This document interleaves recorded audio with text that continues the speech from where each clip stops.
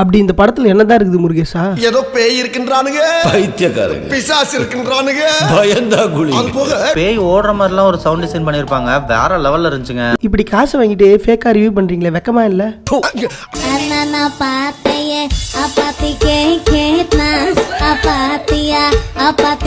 பேய நம்ம பக்கத்துல இருந்து உணர்ற மாதிரியே இருந்துச்சு. இதெல்லாம் யார் சொல்றா? நான் இன்னைக்கு மர்மர் மூவி தான் வந்திருக்கேன்.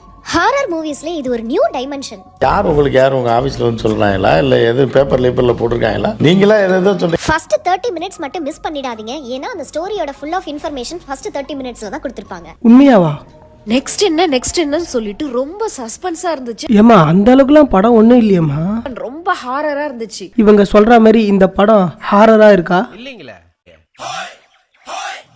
போகும்போது தனியா மட்டும் போயிடாதீங்க. போகும்போது தனியா மட்டும் போயிடாதீங்க. இல்லீங்களே. Super thriller horror movie.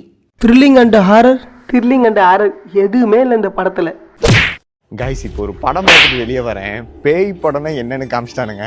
My friend going to murmur movie. எப்படியாவது உயிர் பிழைச்சிட மாட்டோமா, மரணத்துல இருந்து தப்பிச்சிட மாட்டோமான்னு போராடி இருக்கான்.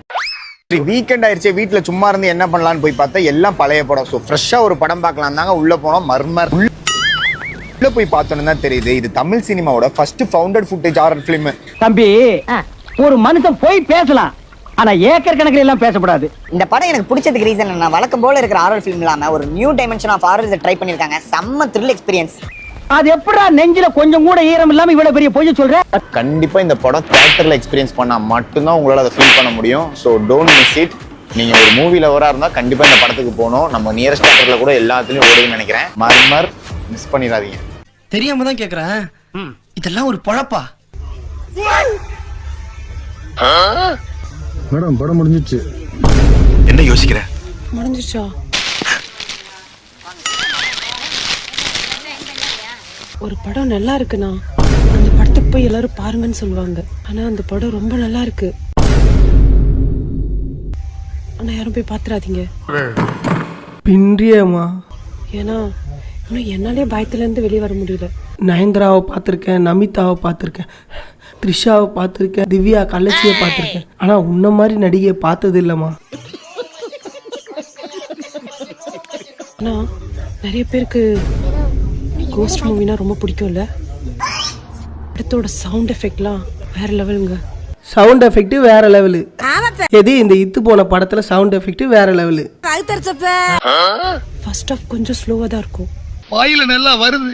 ஆனா செகண்ட் ஆஃப்ல எனக்குள்ளே பிசாசு பயங்கர ட்விஸ்ட் இருக்கும்.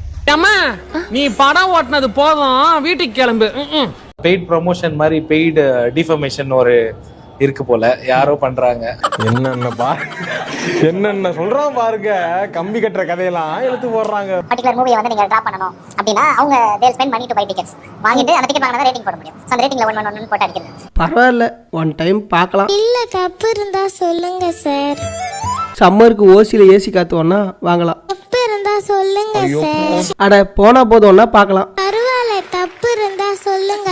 எப்பா டேய், உன் படம் நல்லா தான் இருக்குது, ஆஸ்கார்லாம் கிடைக்கும், நல்ல படம் தான், சூப்பர் டூப்பர் ஹிட்டு தான். நான் இனிமே அழுவ மாட்டேன், கரெக்ஷன் இருந்தா சொல்லுங்க. இது நரி கூட்டத்துக்கு மட்டும்தான், உனக்கு இடம் கிடையாது. நான் எப்பவும் யாருக்காகவும் என்ன மாத்திக்க போறதில்ல, எங்கேயும் எப்போதும்.